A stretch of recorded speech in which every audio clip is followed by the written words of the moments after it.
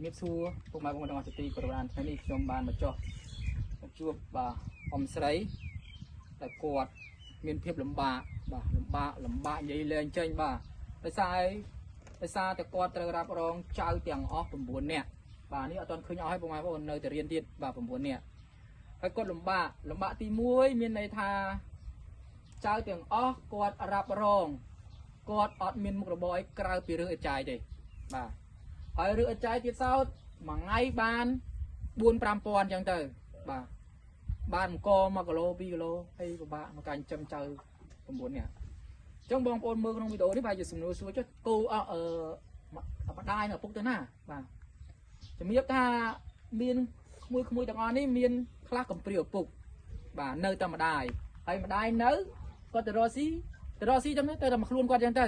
បាទហើយមកវិញអត់មានលុយទេបាទហើយមួយទៀតមានឪពុកមានម្ដាយប៉ុន្តែទៅរកស៊ីដូចជាបានតិចតួចដែរអ៊ំបាទជួនណាក៏បានជួនណាក៏អត់ទៀតបាទហ្នឹងហើយគឺគាត់កំសត់ណាទឹកភ្នែកហូរហើយមួយទៀតគាត់មានប្តីសួរថាគាត់មានប្តីអត់មានប៉ុន្តែប្តីយ៉ាងម៉េចប្តីមានជំងឺសង្ឃឹមអីបាទពិបាកមែនទេបាទយើងអាសូ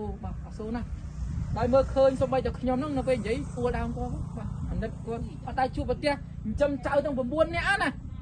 មុនវងចិញ្ចឹមកូនឥឡូវកូនមានប្តីមានស្រីហើយចិញ្ចឹមចៅទៀតបាទគឺពិបាកសូរណាអរគុណបងថ្ងៃនេះខ្ញុំបានរៀបចំជាអាហារបាទសម្រាប់ជួយសម្រាលគាត់ទោះបីជាមិនបានច្រើនប៉ុន្តែវាជាការសម្រាលដល់លោកយាយក្នុងការដែរប្រើប្រាស់មួយរយៈពេលណាលោកយាយបាទព្រោះយើងមានអង្គមកបេបាទមានមីមានទឹកត្រីទឹកស៊ីអ៊ីវត្រីខបាទទឹកប្រទាលមានមីកប៉ោអញ្ចឹងទៅហើយក្នុងនោះក៏បានការចូលរួមពីបងស្រីដែលម្ចាស់ហាងមួយ Beauty Salon ក៏បានតាក់ទងមកខ្ញុំបាទគាត់ជួយជាកៅអៅហ្នឹងគឺ3សម្រាប់បាទកៅអៅសិស្សស្បែកជើងគឺ3គូបាទហ្នឹងហើយអាហ្នឹងហើយក៏គាត់រួមជាចំណែកក្នុងការចូលរួមទិញជាសម្រាប់ទាំងអស់ដែរបាទអញ្ចឹងហើយក្នុងនោះខ្ញុំក៏សូមអរគុណបាទបងប្អូនដែលបានចូលរួមជាមួយខ្ញុំបាទ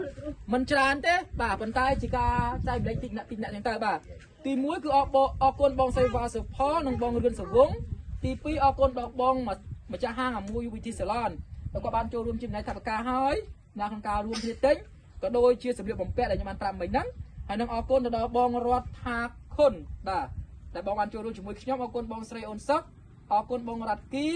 បាទអរគុណដល់អ្នកមីងបាទលីលីវីនីអរគុណបងមកប៊ុនណូបាទ KL និងអរគុណបងស្រីណាបាទគឺ